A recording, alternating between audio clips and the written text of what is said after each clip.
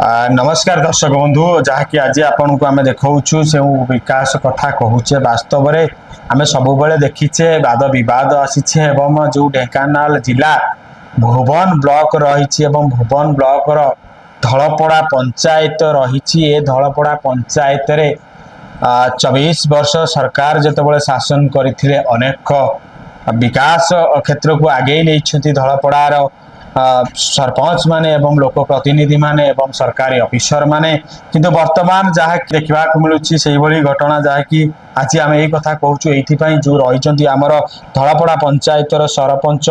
श्रीनिवास बेहेरा जहाँकि विगत दिन में अनेक चर्चा होती जितेबाला नुआ नुआ कि युवक जड़े राजनीति क्षेत्र को आसी अनेक मनरे स्वप्न रखिंट अनेक लोकंर मनर भल पाइबा साउंटी आम ये कहूँ आज कारण वर्तमान अनेक विकास धलपड़ा पंचायत रे कहले अनेक विकास करपण जीवा जदि देखु के भाव में मिनी स्टाडियम आरंभ करके पार्क एवं अनेक जिम सेंटर मंदिर विकास रही दीर्घ दिन हम जो मंदिर रही देखिपे जो अनल शिव मंदिर रही जहाँकि जिते समस्या आसे अनेक समय समस्या आसे जो भाव में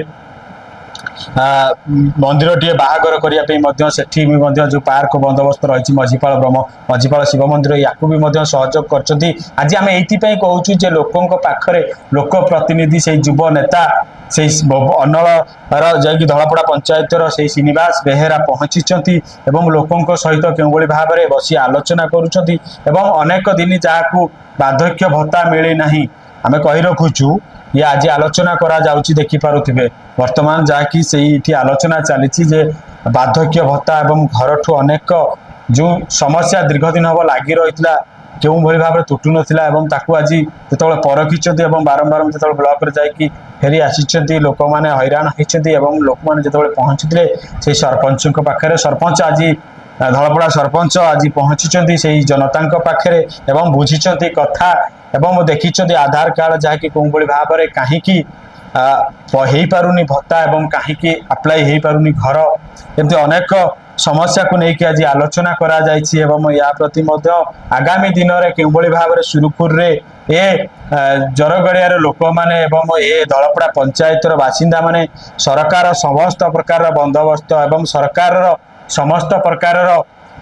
योजना को केमिति पाई परिबे सुफल भाव में तार दृष्टि देवे बोली गोटे प्रकार कहते जदि आम खबर टी आपन को भल लगु थाए तेबे आम चैनल टी को लाइक शेयर सब्सक्राइब करने को भूलु ना। रहुछि जय जगन्नाथ।